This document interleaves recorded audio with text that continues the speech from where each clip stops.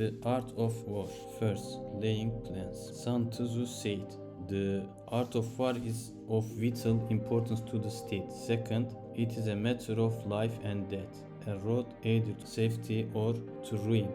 Hence, it is a subject of inquiry which can on no account be neglected. Third, the art of war then is governed by 5 constant factors to be taken into account in one's deliberations when seeking to determine the condition obtaining in the field. 4. These are 1.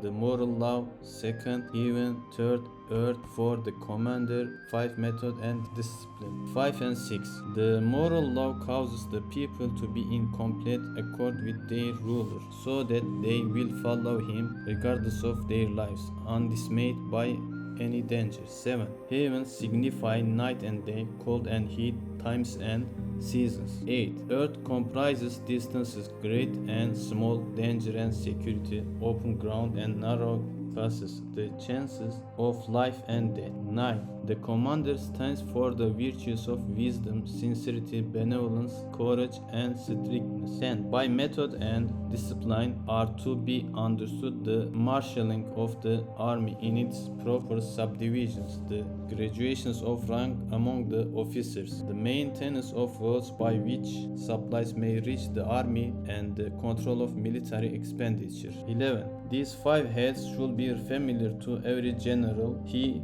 who knows them will be victorious. He who knows them not will fail. 12. Therefore, in your deliberation, when seeking to determine the military conditions, let them be made the basis of a comparison in these wise. 13. 1. Which of the 2 sovereigns is imbued with the moral law? Second, which of the 2 generals has most ability? Third, with whom lie the advantages derived from heaven and earth? 4. On which side is discipline most rigorously enforced? 5. Which army is stronger? 6. On which side are officers and men more highly trained? 7. In which army is there the greater constancy both in reward and punishment? 14. By means of these 7 considerations, I can forecast victory or defeat. 15. The general that hearkens to my counsel and acts upon it will conquer. Let such a one be retained in command. The general that hearkens not to my counsel nor acts upon it will suffer defeat. Let such a one be dismissed. 16. While heeding the profit of my counsel, avail yourself also of any helpful circumstance over and beyond the ordinary rules. 17. According as circumstances are favorable, one should modify one's plans. 18. All warfare is based on deception.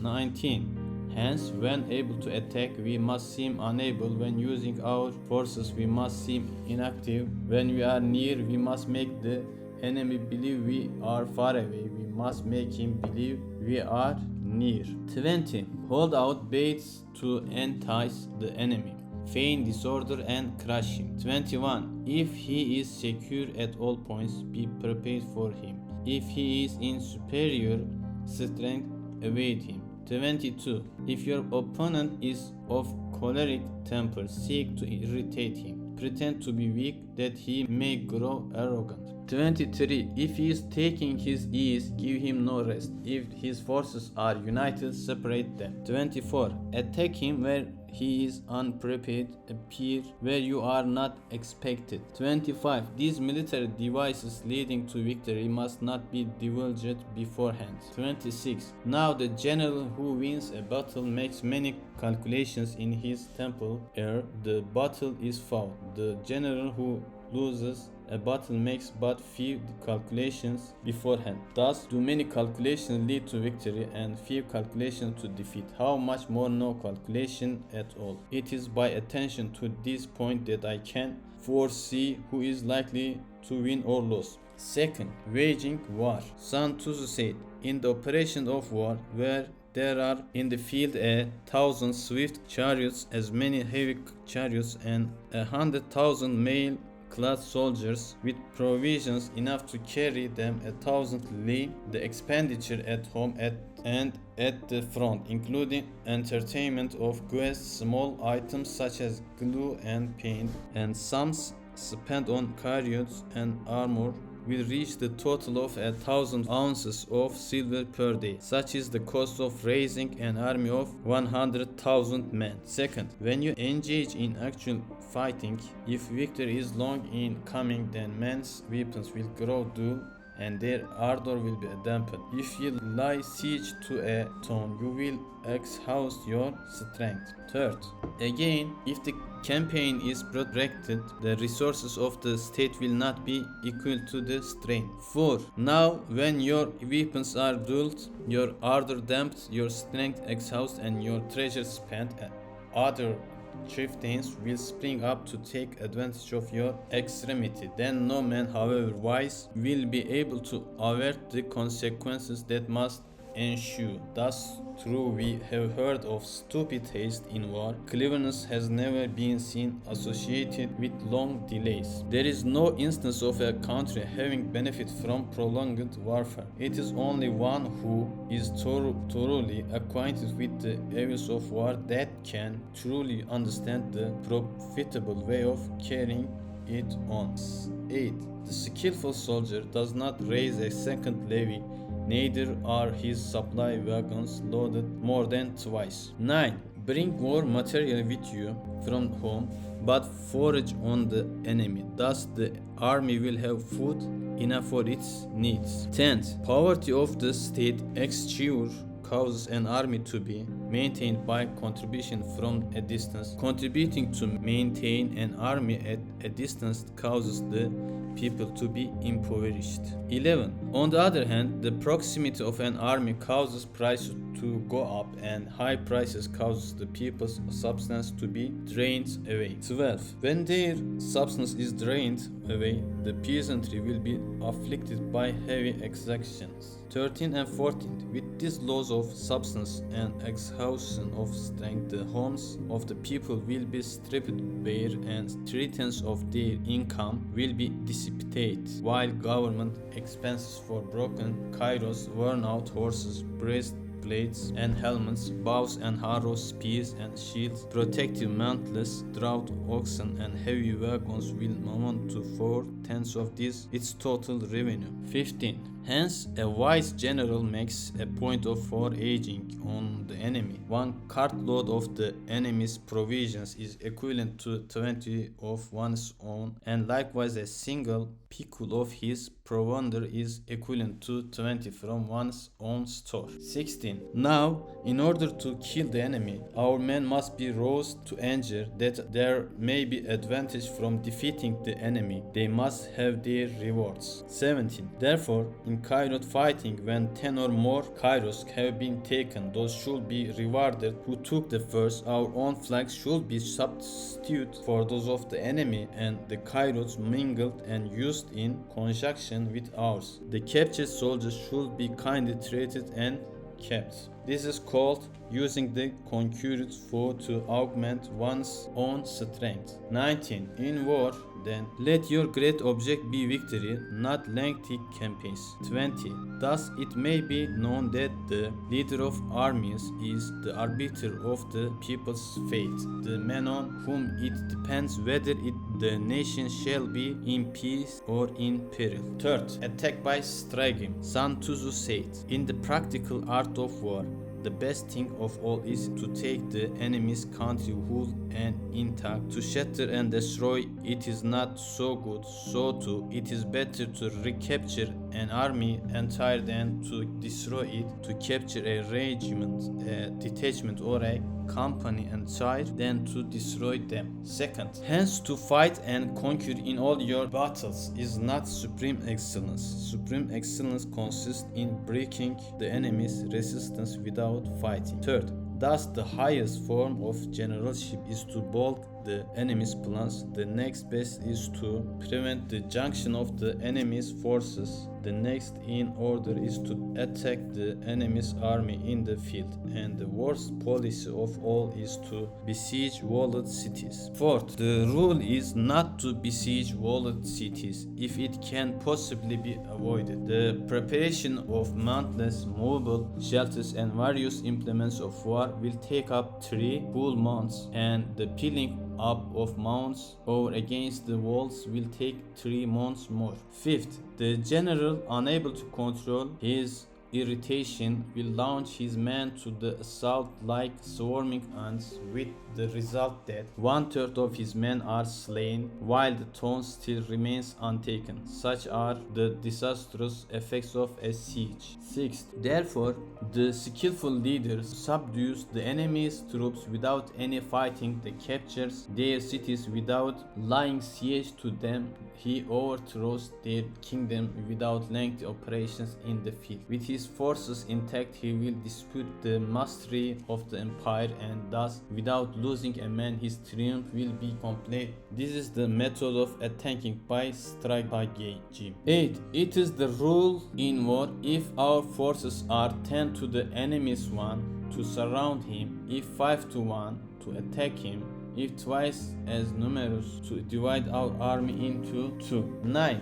If equally matched, we can offer battle; if slightly inferior in numbers, we can avoid the enemy; if quite unequal in every way, we can flee from him. 10th. Hence, though an obstinate fight may be made by a small force, in the end it must be captured by the larger force. 11. Now the general is the bulwark of the state. If the bulwark is complete at all points, the state will be strong. If the bulwark is defective, the state will be weak. 12. There are 3 ways in which a ruler can bring misfortune upon his army. 13. 1. By commanding the army to advance or to retreat, being ignorant of the fact that it cannot obey. This is called hobbling the army. 14. Second, by attempting to govern an army in the same way as he administers a kingdom, being ignorant of the conditions which obtain in an army. This causes restlessness in the soldiers' minds. 15. Third, by employing the officers of his army without discrimination through ignorance of the military principles of adaptation to circumstance. This shakes the confidence of the soldiers. 16. But when the army is restless and distrustful, trouble is sure to come from the other feudal princes. This is simply bringing anarchy into the army and flinging victory away. 17. Thus we may know that there are 5 essentials for victory. He will win who knows when to fight and when not to fight. Second, he will win who knows how to handle both superior and inferior forces. Third, he will win whose army is animated by the same spirit through all its ranks. Fourth, he will win who prepared himself ways to take the enemy unprepared. 5. He will win who has military capacity and is not interfered with by the sovereign. 18. Hence the saying, if you know the enemy and know yourself, you need to fear the result of 100 battles. If you know yourself but not the enemy, for every victory gained you will also suffer a defeat. If you know neither the enemy nor yourself, you will succumb in every battle. Fourth, tactical dispositions. Sun Tzu said, the good fighters of old first put themselves beyond the possibility of defeat and then waited for an opportunity of defeating the enemy. Second, to secure ourselves against defeat lies in our own hands, but the opportunity of defeating the enemy is provided by the enemy himself. Third, thus the good fighter is able to secure himself against defeat but cannot make certain of defeating the enemy. Fourth, hence the saying, one may know how to conquer without being able to do it. Fifth, security against defeat implies defensive tactics. Ability to defeat the enemy means taking the offensive. Sixth, standing on the defensive indicates insufficient strength, attacking a superabundance of strength. Seventh, the general who is skilled in defense hides in the most secret recesses of the earth. He who is skilled in attack flashes forth from the topmost heights of heaven. Thus, on the one hand, we have ability to protect ourselves, on the other, a victory that is complete. 8. To see victory only when it is within the ken of the common herd is not the acme of excellence. 9th, neither is it the acme of excellence if you fight and conquer, and the whole empire says, well done. 10th, to lift an autumn hair is no sign of great strength. To see the sun and moon is no sign of sharp sight. To hear the noise of thunder is no sign of a quick ear. 11th, what the ancients called a clever fighter is one who not only wins but excels in winning with ease. 12. Hence his victories bring him neither reputation for wisdom nor credit for courage. 13. He wins his battles by making no mistakes. Making no mistake is what establishes the certainty of victory, for it means conquering an enemy that is already defeated. 14th. Hence the skillful fighter puts himself into a position which makes defeat impossible and does not miss the moment for defeating the enemy. 15. Thus it is that in war the victorious strategist only seeks battle after the victory has been won, whereas he who is destined to defeat first fights and afterwards looks for victory. 16. The consummate leader cultivates the moral law and strictly adheres to method and discipline. Thus, it is in his power to control success. 17. In respect of military method, we have firstly measurement, secondly estimation of quantity, thirdly calculation, fourthly balancing of chances, fifthly victory. 18. Measurement owes its existence to earth, estimation of quantity to measurement, calculation to estimation of quantity, balancing of changes to calculation, and victory to balancing of changes. 19. A victorious army opposed to a routed one is as a pound's weight placed in the scale against a single grain. 12. The onrush of a conquering force is like the bursting of pent-up waters into a chasm 1,000 fathoms deep. 5th. Energy. 1. Sun Tzu said, the control of a large force is the same principle as the control of a few men. It is merely a question of dividing up their numbers. Second, fighting with a large army under your command is nowise different from fighting with a small one. It is merely a question of instituting signs and signals. Third, to ensure that your whole host may withstand the brunt of the enemy's attack and remain unshaken. This is affected by maneuvers direct and indirect. Fourth, that the impact of your army may be like a grindstone dashed against an egg. This is affected by the signs of weak points and strong. Fifth, in all fighting, the direct method may be used for joining battle, but indirect methods will be needed in order to secure victory. Sixth, indirect tactics, efficiently applied and are inexhaustible as heaven and earth, unending as the flow of rivers and streams, like the sun and moon, they end but to begin anew, like the four seasons, they pass away to return once more. Seventh, there are not more than 5 musical notes, yet the combination of these 5 give rise to more melodious than can ever be heard. 8. There are not more than 5 primary colors, blue, yellow, red, white and black, yet in combination they produce more hues than can ever be seen. 9. There are not more than 5 cardinal tastes, sour, acrid, salt, sweet, bitter, yet combinations of them yield more flavors than can ever be tasted. 10. In battle, there are not more than 2 methods of attack, indirect, yet these 2 in combination give rise to an endless series of maneuvers. 11. The direct and indirect lead on to each other in turn. It is like moving in a circle, you never come to an end. Who can exhaust the possibilities of their combination? 12. The onset of troops is like the rush of a torrent, which will even roll stones along in its course. 13. The quality of decision is like the well-timed swoop of a falcon, which enables it to strike and destroy its victim. 14. Therefore, the good fighter will be terrible in his onset and prompt in his decision. 15. Energy may be like to the bending of a crossbow, decision to the releasing of a trigger. 16. Amid the turmoil, a tumult of battle, there may be seeming disorder and yet no real disorder at all. Amid confusion and chaos, your arrow may be without head or tail, yet it will be proof against defeat. 17. Simulated disorder postulate perfect discipline. Simulated fear postulate courage. Simulated weakness postulates strength. Hiding order beneath the cloak of disorder is simply a question of subdivision concerning courage under a show of timidity presupposes a fount of latent energy. Masking strength with weakness is to be affected by tactical dispositions. 19.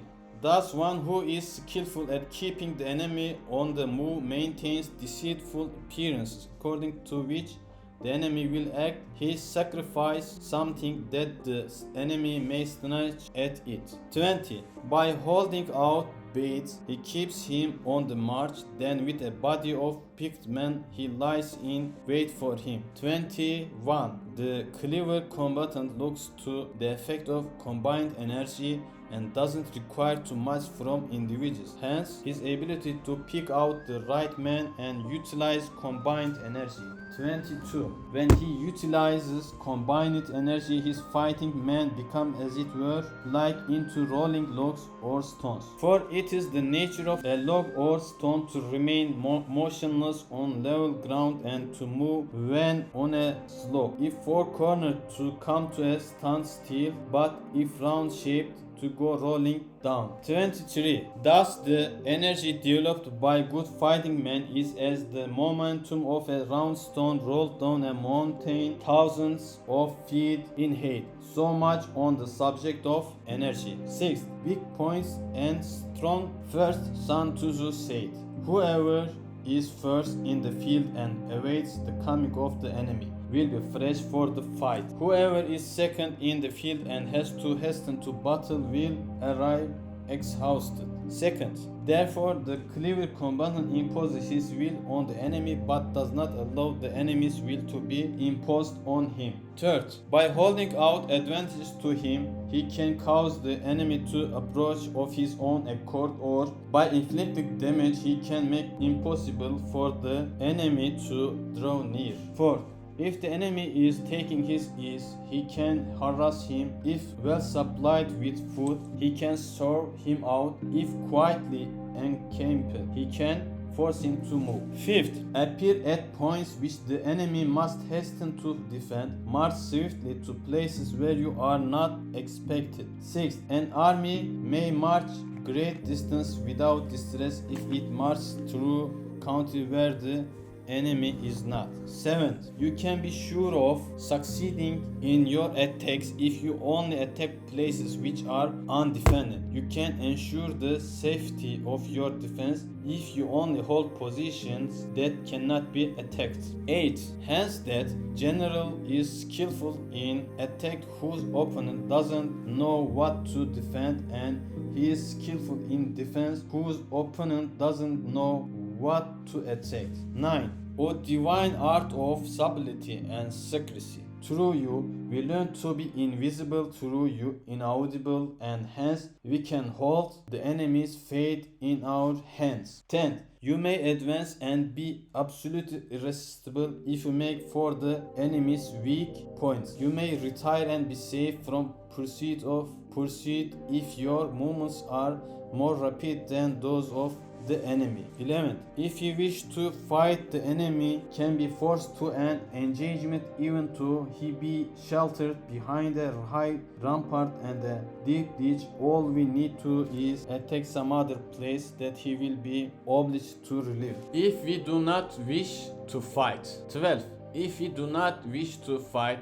we can prevent the enemy from engaging us even though the lines of our encampment be merely traced out on the ground. All we need do is to throw something odd and unaccountable in his way. By discovering the enemy's dispositions and remaining invisible ourselves, we keep our forces concentrated while the enemies must be divided. 14. We can form a single united body while the enemy must split up into fractions. Hence there will be a whole pitted against separate parts of a whole, which means that we shall be many to the enemy's few. And 15th, and if we are able thus to attack an inferior force with a superior one, our opponents will be in dire straits. 16th, the spot where we intend to fight must not be made known, for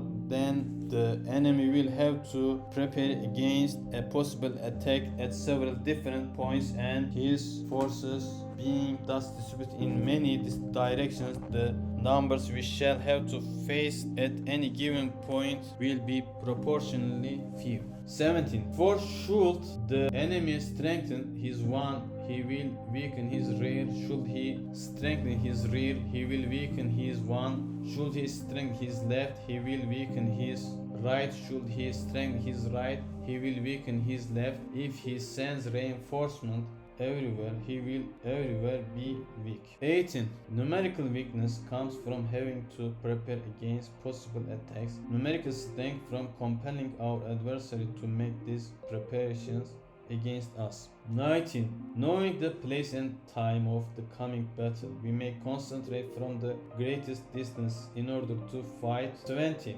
But if neither time nor place be known, then the left wing will be important to succor the right equally important to succor to the left, the one unable to relieve the rear, or the rear to support the one. How much more so if the furthest portions of the army are anything under 100 leagues apart, and even the nearest are separated by several leagues. 21st. Though according to my estimate the soldiers of UA exceed our own in number, that shall advantage them nothing in the matter of victory.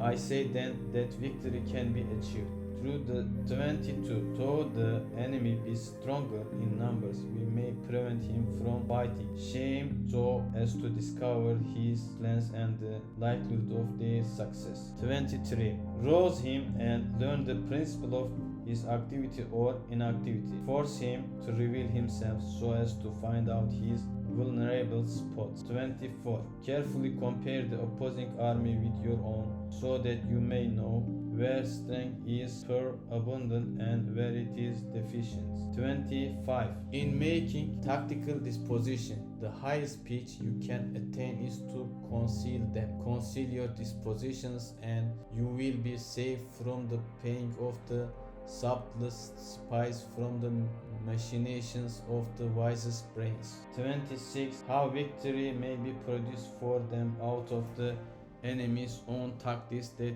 is what the multitude cannot comprehend. 27. All men can see the tactics whereby I conquer, but what none can see is the strategy out of which victory is evolved. 28. Do not repeat the tactics which have gained you one victory, but let your methods be regulated by the infinite variety of circumstances. 29. Military tactics are like unto water, for water in its natural course runs away from high place and hastens downwards. 30. So in war, the way is to avoid what is strong and to strike at what is weak. 31. Water shapes its course according to the nature of the ground over which it flows. The soldier works out his victory in relation to the foe whom he is facing. 32. Therefore, just as water retains no constant shape, so in warfare there are no constant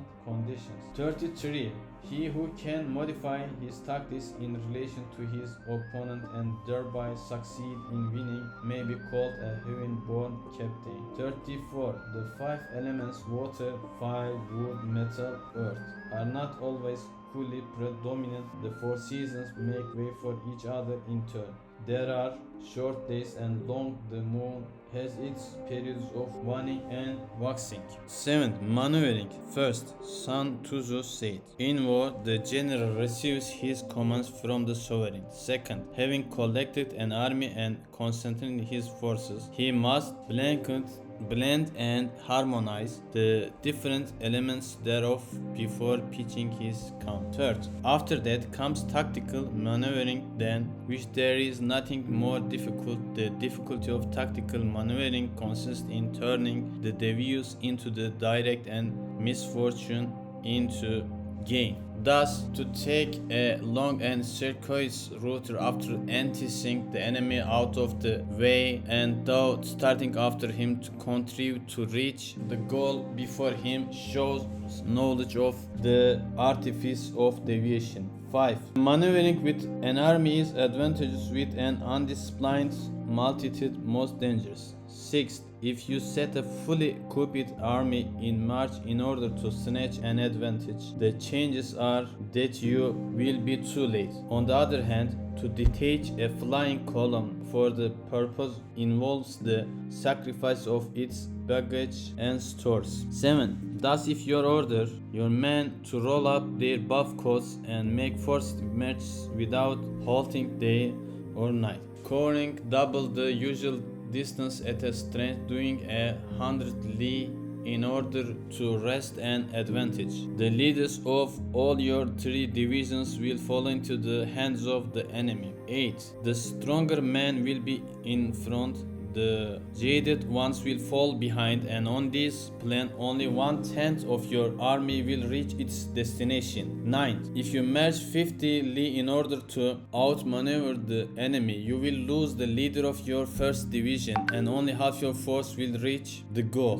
10. If you march 30 li with the same object, 2/3 of your army will arrive. 11. We may take it then at an army without its baggage, train it lost without provisions, it is lost without basis of supply, it is lost. 12. We cannot enter into alliance until we are acquainted with the design of our neighbors. 13. We are not fit to lead an army on the march unless we are familiar with the face of the country, its mountains and forests, its pitfalls and precipices, its marshes and swamps. 14. We shall be unable to turn natural advantages to account unless we make use of local guides. 15. In war, practice dissimulation and you will succeed. 16. Whether to concentrate or to divide your troops must be decided by circumstance. 17. Let your rapidity be that of the wind, your compactness that of the forest. 18. In raiding and plundering by like fight, immovability like a mountain. 19. Let your plans be dark and impenetrable as night, and when you move, fall like a thunderbolt. 20. When you plunder a countryside, let the spoil be divided amongst your men. When you capture new territory, cut it up into allotments for the benefit of the soldiery. 21st. Ponder and deliberate before you make a move. 22. He will conquer who has learned the artifice of deviation, such is the art of maneuvering. 23. The book of army management says, on the field of battle, the spoken word does not carry far enough, hence the institution of gongs and drums, nor can ordinary objects be seen clearly enough, hence the institution of banners and flags. 24. Gongs and drums, banners and flags are means whereby the ears and eyes of the host may be focused on one particular point. 25th. The host thus forming a single united body, is it impossible either for the brave to advance alone or for the cowardly to retreat alone. This is the art of handling large masses of men. 26. In night fighting, then, make much use of signal fires and drums, and in fighting by day, of flags and banners, as a means of influencing the ears and eyes of your army. 27th. A whole army may be robbed of its spirit. A commander-in-chief may be robbed of his presence of mind. 28.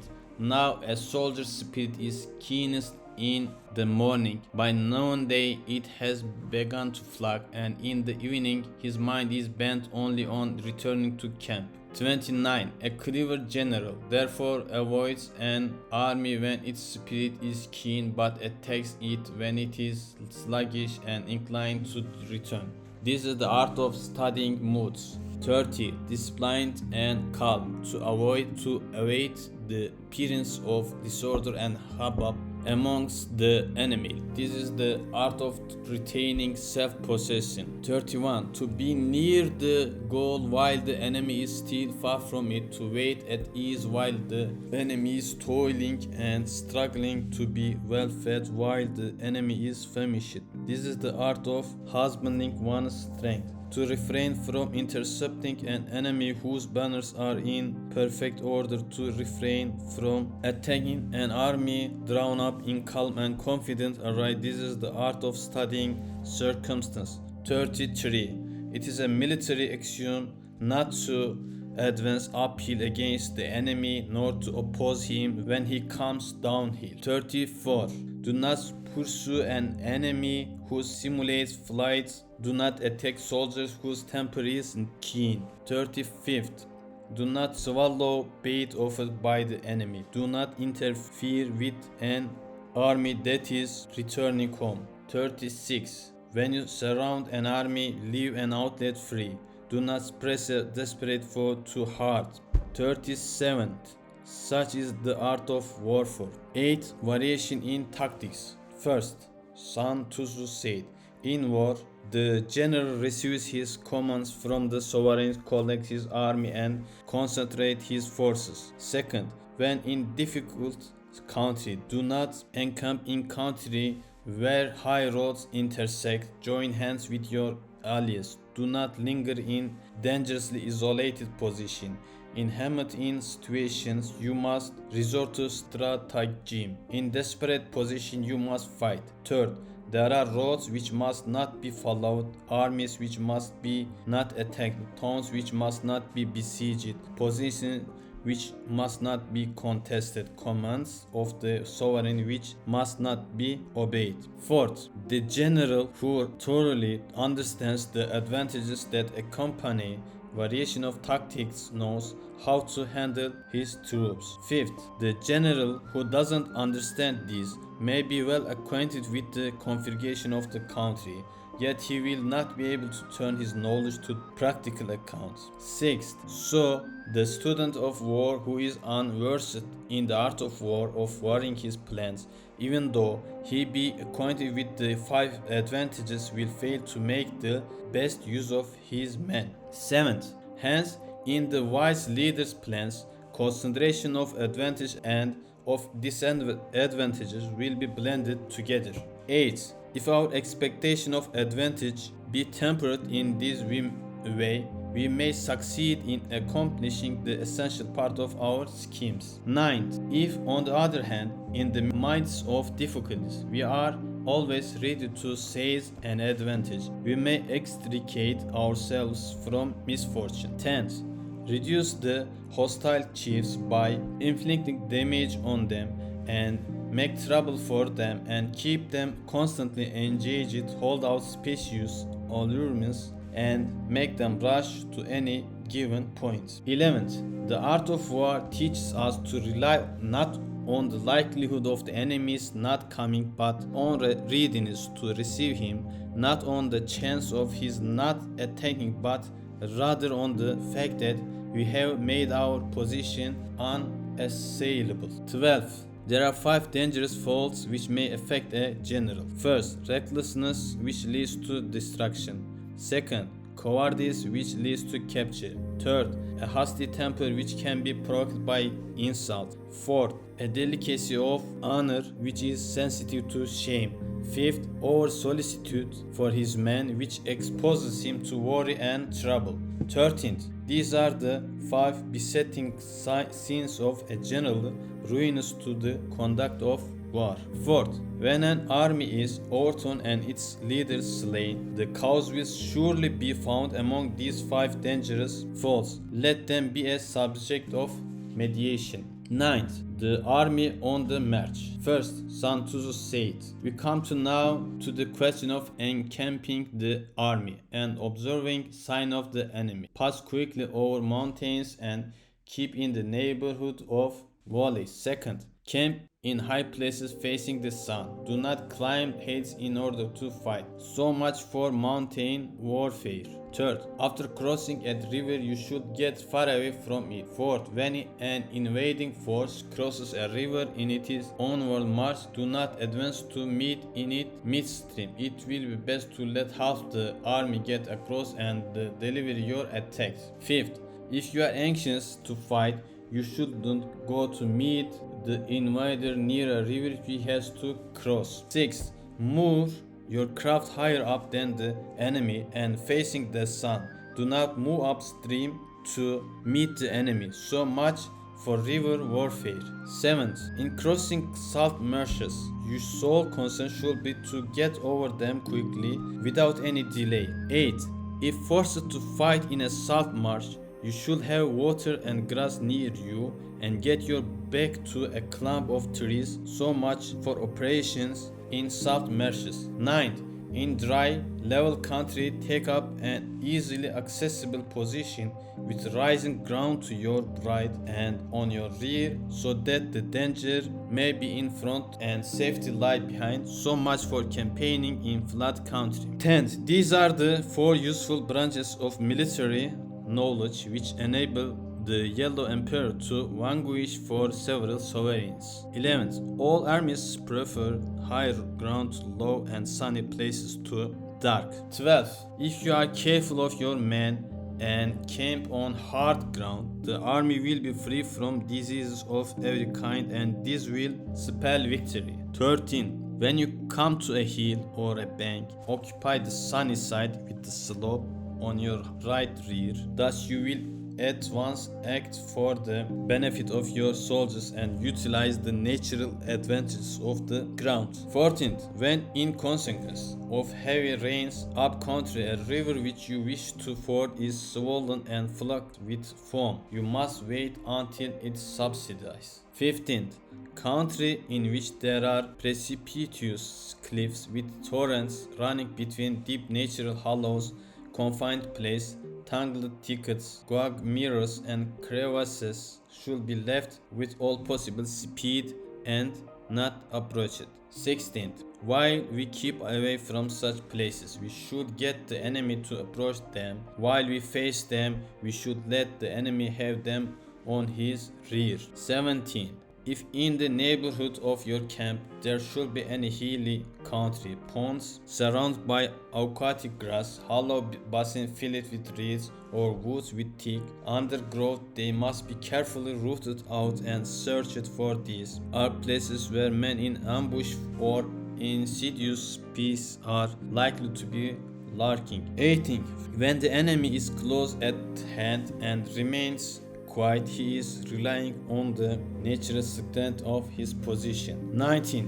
When he keeps aloof and tries to provoke a battle, he is anxious for the other side to advance. 20. If this place of encampment is easy of access, he is tendering a bait. 21st. Movement amongst the trees of a forest shows that the enemy is advancing. The appearance of a number of screens in the midst of thick grass means that the enemy wants to make us suspicious. 22. The rising of birds in their flight is the sign of an ambuscade. Startled bees indicate that a sudden attack is coming. 23. When there is dust rising in a high column, it is the high sign of cavalry advancing. When the dust is low but spread over a wide area, it betokens the approach of infantry. When it branches out in different directions, it shows that parties have been sent to collect firewood. A few clouds of dust moving to and fro signify that the army is encamping. 24.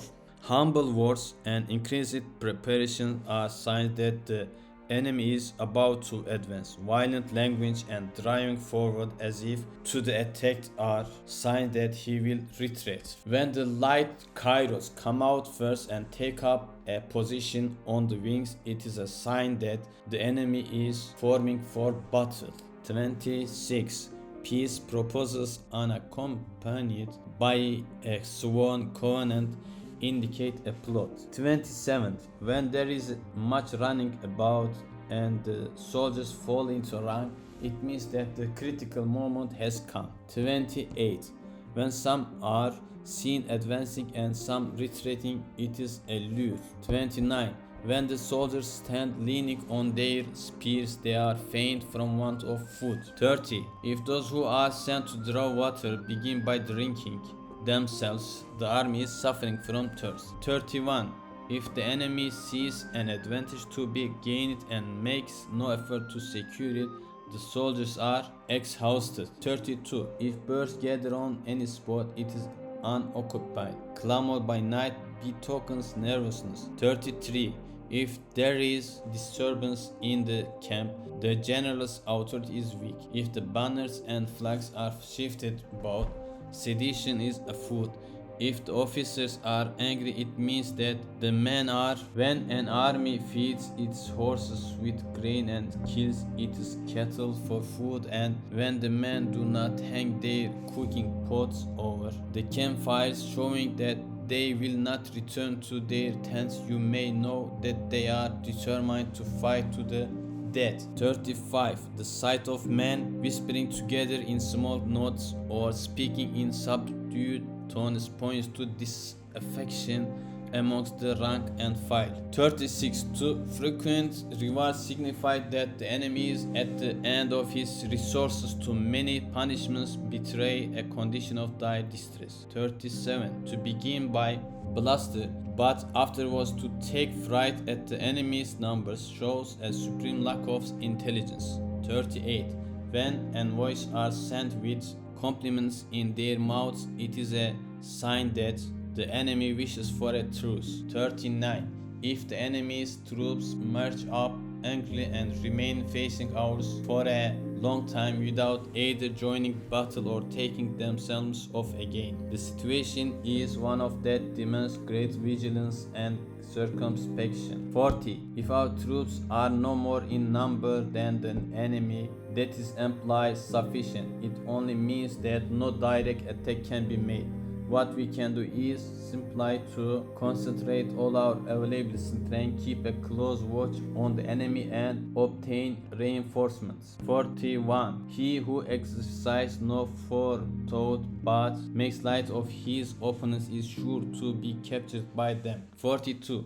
If soldiers are punished before they have grown attached to you, they will not prove submissive, and unless submissive, then will be practically useless. If when the soldiers have become attached to you, punishments are not enforced, they will still be useless. 43. Therefore, soldiers must be treated in the first instance with humanity, but kept under control by means of iron discipline. This is a certain road to victory. 44. If in training soldiers commands are habitually enforced, the army will be well disciplined. If not, its discipline will be bad.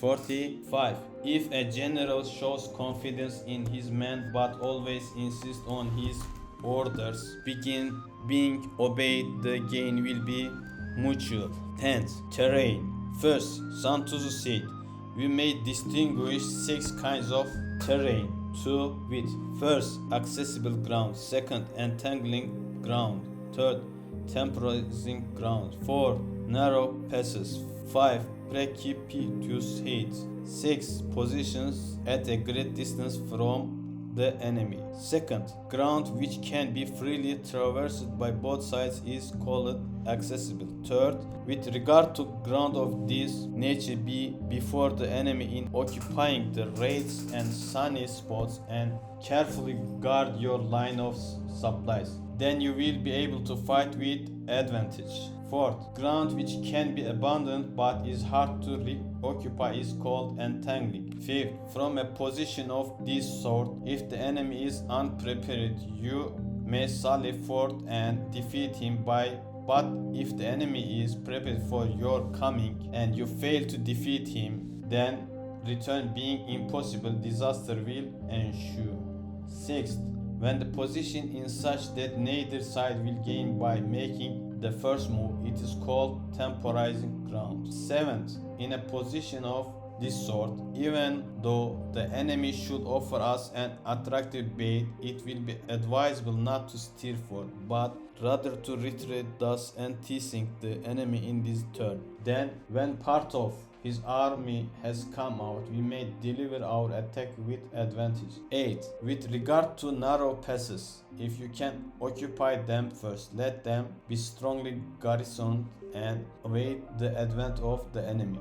9. Should the army forestall you in occupying a pass, do not go after him if the pass is fully garrisoned, but only if it is weakly garrisoned. 10. With regard to precipitous heights, if you are beforehand with your adversary, you should occupy the raised and sunny spots and then wait for him to come up. 11. If the enemy has occupied them before you, do not follow him but retreat and try to entice him away. 12. If you are situated at a great distance from the enemy and the strength of the two armies is equal, it is not easy to provoke a battle, and fighting will be to your disadvantage. 13. These 6 are the principles connected with earth. The general who has attained a responsible post must be careful to study them. 14. Now an army is exposed to 6 several calamities, not arising from natural causes, but from faults for which the general is responsible. These are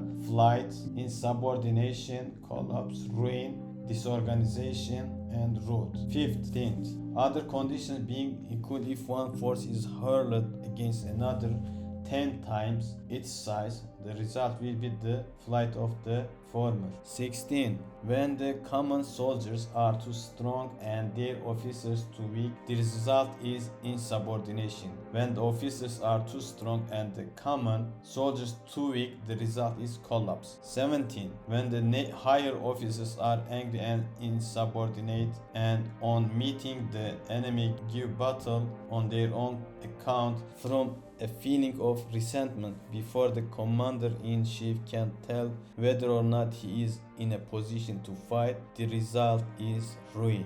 18. When the general is weak and without authority, when his orders are not clear and distinct, when there are no fixed duties assigned to officers and men, and the ranks are formed in a slovenly, haphazard manner, the result is utter disorganization. 19. When a general, unable to estimate the enemy's strength, allows an inferior force to engage a larger one, or halts a weak detachment against a powerful one, and neglects to place picket soldiers in the front rank, the result must be rout. 20. These are 6 ways of courting defeat which must be carefully noted by the general who has attained a responsible post. 21st. The natural formation of the country is the soldier's best ally, but the power of estimating the adversary, of controlling the forces of victory, and of shrewdly calculating difficulties, dangers, and distances constitutes the test of a great general. 22. He who knows these things and in fighting puts his knowledge into practice will win his battles. He who knows them not nor practice them will surely be defeated. 23. If fighting is sure to result in victory, then you must fight even though the ruler forbid it. If fighting will not result in victory, then you must not fight even at the ruler's bidding. 24. The general who advances without coveting fame and retreats without fearing disgrace, whose only thought is to protect his country and do good services for his sovereign, is the jewel of the kingdom. 25th. Regard your soldiers as your children, and they will follow you into the deepest valleys, upon them as your own beloved sons, and they will stand by you even unto death. 26. If, however, you are indulgent but unable to make your authority felt, kind-hearted but unable to enforce your commands, and incapable, moreover, of quelling disorder, then your soldiers must be like to spoiled children. They are useless for any practical purpose. 27. If you know that our own men are in a condition to attack but are unaware that the enemy is not open to attack, we have gone only halfway towards victory. If you know that the enemy is open to attack but are if you know that the enemy is open to attack but are unaware that our own men are not in a condition to attack, we have gone only halfway towards victory. If you know that the enemy is open to attack and also know that our men are in a condition to attack but are unaware that the nature of the ground makes fighting impracticable, we have still gone only halfway towards victory. 30. Hence the experienced soldiers, once in motion, is never bewildered. Once he has broken camp, he is never at a loss. 31. Hence the saying, if you know the enemy and know yourself, your victory will not stand in doubt. If you know heaven and know earth, you may make your victory complete. 11. The 9 situation. First, Sun Tzu said, and now said, the art of war recognizes 9 varieties of ground. 1. Dispersive ground. 2. Facile ground. 3. Continuous ground. 4. Open ground. 5. Ground of intersecting highways. 6. Serious ground. 7. Difficult ground. 9. Hemmed-in ground. 9. Desperate ground. Second, when a chieftain is fighting in his own territory, it is dispersive ground. Third, when he has penetrated into hostile territory but to no great distance, it is facile ground. Fourth, ground the possession of which imports great advantage to either side is continuous ground. 5. Ground on which each side has liberty of movement is open ground. 6. Ground which forms the key to 3 continuous states, so that he who occupies it first has most of the empire at his command is a ground of intersecting highways. 7. When an army has penetrated into the heart of a hostile country, leaving a number of fortified cities in its rear, it is serious ground. 8. Mountain forests, rugged steeps, marshes and fens, all country that is hard to traverse, this is difficult ground. 9. Ground which is rich through narrow gorges and from which we can only retire by tortuous paths, so that a small number of the enemy would suffice to crush a large body of our men.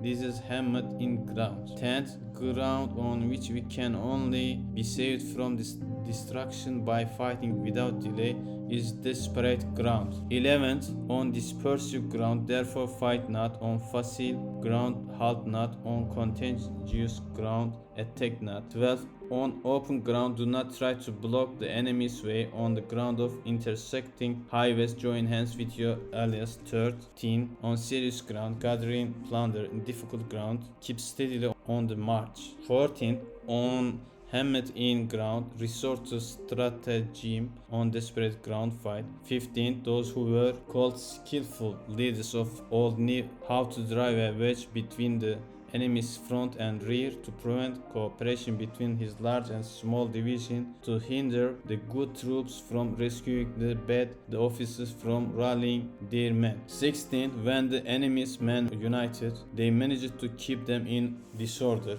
17. When it was to their advantage, they made a forward move when otherwise they stopped still. 18. If asked how to cope with a great host of the enemy in orderly array and on the point of marching to the attack, I should say, begin by seizing something which your opponent holds dear, then he will be amenable to your will. 19. Rapidity is the essence of war. Take advantage of the enemy's unreadiness. Make your way by unexpected routes and attacks unguarded spots. 20. The following are the principles to be observed by an invading force. The further you penetrate into a country, the greater will be the solidarity of your troops, and thus the defenders will not prevail against you. 21st, make forays in fertile country in order to supply your army with food. 22, carefully study the well-being of your men and do not overtax them. Concentrate your energy and hoard your strength. Keep your army continually on the move and devise unfathomable plans. 23. Throw your soldiers into position whence there is no escape, and they will prefer death to flight. If they face that there is nothing they may not achieve, officers and men alike will put forth their uttermost strength. 24. Soldiers, when in desperate straits, lose the sense of fear. If there is no place of refuge, they will stand firm. If they are in hostile country, they will show a stubborn front. If there is no help for it, they will fight hard. 25th, thus without waiting to be marshaled, the soldiers will be constantly on the qui vive. Without waiting to be asked, they will do your will. Without restriction, they will be faithful. Without giving orders, they can be trusted. 26. Prohibited the taking of omens and do away with superstitious doubts. Then until death itself comes, no calamity need be feared. 27. If our soldiers are not overburdened with money, it is not because they have a distaste for riches. If their lives are not unduly long, it is not because they are disinclined to longevity. 28. On the day they are ordered out to battle, your soldiers may weep, those sitting up bedewing their garments, and those lying down letting the tears run down their cheeks. But let them once be brought to buy, and they will display the courage of Chu or Kuei. 29. The skillful tactician may be likened to the Shuai-Jan. Now the Shuai-Jan is a snake that is found in the Chang Mountains. Strike at its head and you will be attacked by its tail. Strike at its tail and you will be attacked by its head. Strike at its middle and you will be attacked by head and tail both. 13. Asked if an army can be made to imitate the Shuai-Jan, I should answer yes, for the men of Wu and the men of Yu are enemies. Yet if they are crossing a river in the same boat and are caught by a storm, they will come to each other's assistance just as the left hand helps the right. 31. Hence it is not enough to put one's trust in the tethering of horses and the bearing of Cairot wheels in the ground. 32. The principle on which to manage an army is to set up one standard of courage which all must reach. 33. How to make the best of both strong and weak, that is a question involving the proper use of ground. 34. Thus the skillful general conducts his army just as though he were leading a single man willy-nilly by the hand. 35. It is the business of a general to be quiet and thus ensure secrecy, upright and just and thus maintain order.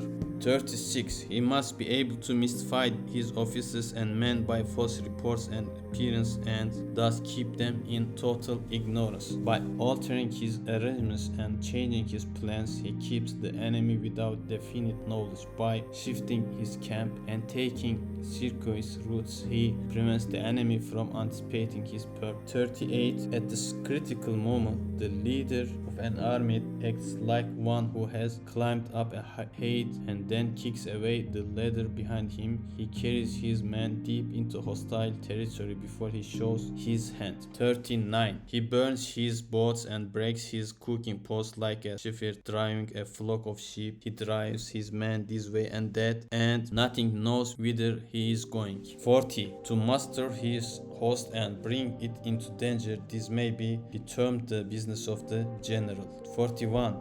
The different measures suited to the 9 varieties of ground, the expediency of aggressive or defensive tactics, and the fundamental laws of human nature, these are things that must certainly be studied. 42. When invading hostile territory, the general principle is that penetrating deeply brings cohesion, penetrating but a short way means dispersion. 43. When you leave your own country behind and take your army across neighborhood territory, you find yourself on critical ground. When there are means of communication on all four sides, the ground is one of intersecting highways. 44. When you penetrate deeply into a country, it is serious ground. When you penetrate but a little way, it is facile ground. 45. When you have the enemy's strongholds on your rear and narrow passes in front, it is hammered in ground. When there is no place of refuge at all, it is desperate ground. 46. Therefore, on dispersive ground, I would inspire my men with unity of purpose. On facile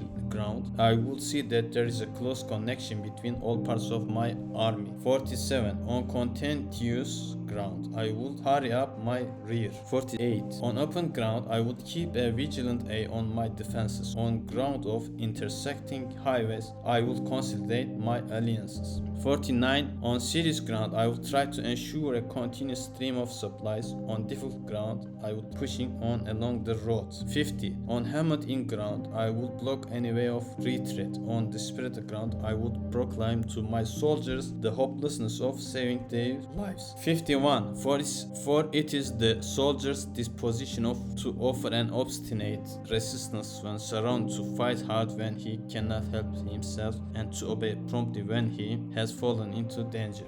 52. We cannot enter into alliance with neighboring princes until we are acquainted with their designs. We are not fit to lead an army on the march unless we are familiar with the face of the country, its mountains and forests, its pitfalls and precipices, its marshes and swamps. We shall be unable to turn natural advantages to account unless we make use of local guides. 53. To be ignorant of any one of the following 4 or 5 principles does not befit a warlike princess. When a warlike princess attacks a powerful state, his generalship shows itself in preventing the concentration of the enemy's forces. He overwhelms his opponents and their allies are prevented from joining against him. 55. Hence he does not strive to ally himself with all and sundry, nor does he foster the power of other states. He carries out his own secret designs, keeping his antagonists in awe. Thus he is able to capture their cities and overturn their kingdoms. 56. Best of rewards, without regard to rule, issue orders, without regard to previous arrangements, and you will be able to handle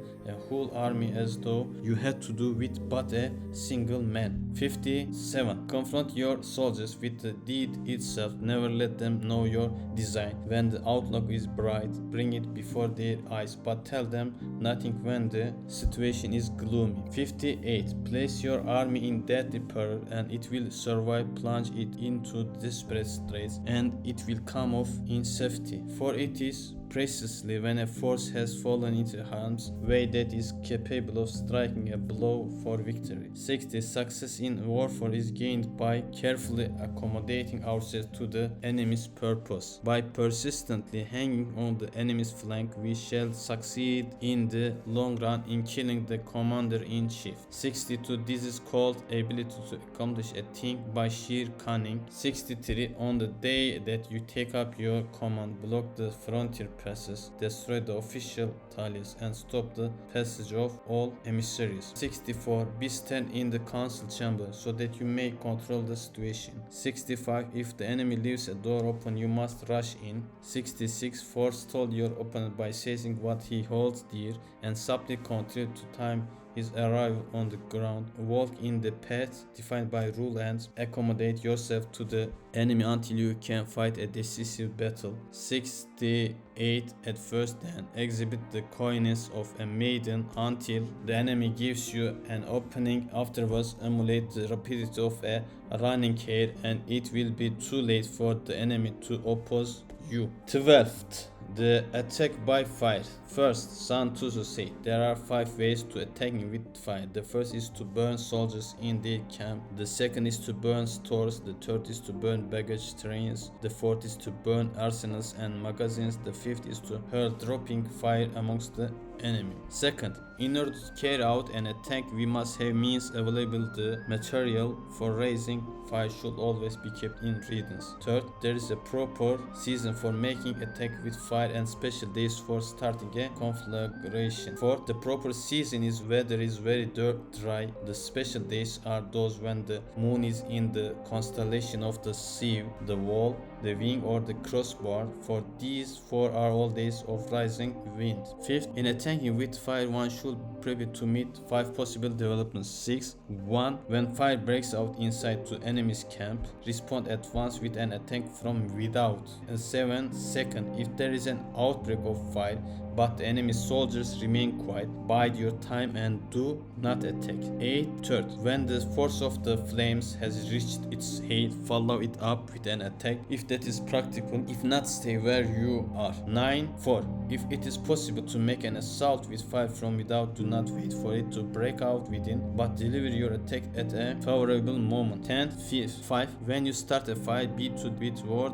of it, do not attack from the leeward. 11. A wine that rises in the daytime lasts long, but at night breezes soon falls. 12. In every army, the 5 developments connected with fire must be known, the movements of the stars calculated, and a watch kept for the proper days. 13. Hence, those who use fire as an aid to the attack show intelligence. Those who use water as an aid to the attack gain an accession of strength. 14. By means of water, an enemy may be intercepted, but not robbed of all his belongings. 15. Unhappy is the fate of one who tries to win his battles and succeed in his attacks without cultivating the spirit of enterprise, for the result is waste of time and general stagnation. 16. Hence the saying, the enlightened ruler lays his plans well ahead, the good general cultivates his resources. 17. Move not unless you see an advantage, use not your troops unless there is something to be gained, fight not unless the position is critical. 18. No ruler should put troops into the field merely to gratify his own spleen, no general should fight a battle simply out of pique. 19. If it is to your advantage, make a forward move. If not, stay where you are. 20. Anger may in time change to gladness. Vexation may be succeeded by contact. 21st. But a kingdom that has once been destroyed can never come again into being, nor can the dead ever be brought back to the life. 22. Hence the enlightened ruler is heedful and the good general full of caution. This is the way to keep country at peace and an army intact. 13. The use of spies. First, Sun Tzu said, raising a host of 100,000 men and marching them great distance and has heavy loss on the people and a drain on the resources of the state. The daily expenditure will amount to 1,000 ounces of silver. There will be commotion at home and abroad, and men will drop down exhausted on the highways. As many as 700,000 families will be impeded in their labor. Second, hostile armies may face each other, for he is striving for the victory which is decided in a single day. This being so, to remain in ignorance of the enemy's condition simply because one grudges the outlay of 100 ounces of silver in honors and emoluments is the height of inhumanity. Third, one who acts thus is no leader of men, no present help to his sovereign, no master of victory. Fourth, thus what enables the wise sovereign and the good general to strike and conquer and achieve things beyond the reach of ordinary man is foreknowledge. Fifth, now this foreknowledge cannot be elicited from spirits, it cannot be obtained inductively from experience nor by any deductive calculation. Sixth, knowledge of the enemy's disposition can only be obtained from other men. Seventh, hence the use of spies, of whom there are 5 classes. 1. Local spies. 2nd, inward spies. 3rd, inward converted spies. 4th, doomed spies. 5. Surviving spies. 8. When these 5 kinds of spies are all at work, now no one can discover the secret in system. This is called divine manipulation of the threads. It is the sovereign's most precocious faculty. 9. Having local spies means employing the service of the inhabitants of a district. 10th, having inward spies making use of officers of the enemy. 11th, having converted spies getting hold of the enemy's spies and using them for our own purpose. 12th, having doomed spies doing certain things openly for purpose of deception and allowing our spies to know of them and report them to the enemy. 13th, surviving spies finally are those who bring back news from the enemy's camp. 14. Hence it is that which none in the whole army are more intimate relation to be maintained than with spies. None should be more liberally rewarded. In no other business should greater secrecy be preserved. 15. Spies cannot be usefully employed without a certain intuitive sagacity. 16. They cannot be properly managed without benevolence and straightforwardness. 17. Without subtle ingenuity of mind, one cannot make certain of the truth of their reports. 18. Be subtle and use your spies for every kind of business. 19. If a secret piece of news is divulged by a spy before the time is ripe, he must be put to death together with the man to whom the secret was told. 20. Whether the object would crush an army, the storm a city, or to assassinate an individual, it is always necessary to begin by finding out the names of the attendants, the aides de camp, and doorkeepers and sentries of the general in command. Our spies must be commissioned to ascertain this. 21st. The enemy's spies who have come to spy on us must be sought out, tempted with bribes, led away, and comfortably housed. Thus they will become converted spies and available for our service. 22. It is through the information brought by the converted spy that we are able to acquire and employ local and inward spies. 23. It is owing to this information again that we can cause the doomed spy to carry false tidings to the enemy. 24. Lastly, it is by this information that the surviving spy can be used on a point in occasion. 25. The end and aim of spying in all its 5 varieties is knowledge of the enemy, and this knowledge can only be derived in the first instance from the converted spy. Hence, it is essential that the converted spy be treated with the utmost liberality. 26. Of old, the rise of the Yin dynasty was due to one chief who had served under the Hsia. Likewise, the rise of the Zhou dynasty was due to Liu Ya, who had served under the Yin. 27. Hence, it is only the enlightened ruler and the wise general who will use the highest intelligence of the army for purposes of spying, and thereby they achieve great results. Spies are a most important element in warfare because on them depends an army's ability to move.